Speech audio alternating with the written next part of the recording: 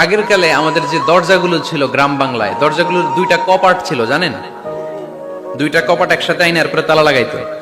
এখনই না এক কপাটের দরজা শার্ট করে খুলে যায়, এখনো আছে।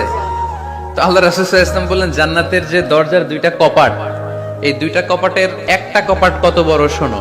ইন্না আল মিসরাআইন মিন মাসারি'আল জান্নাহ মা বাইনা মাক্কাহ ওয়া হাজার।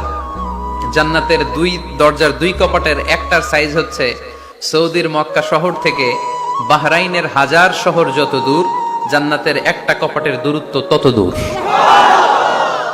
এর মানে হচ্ছে সৌদির মক্কা শহর থেকে বাহরাইন যত দূর, ওই হিসাবে কয়েকশো কোটি লোক, কয়েকশো একসাথে জান্নাতে ঢুকবে।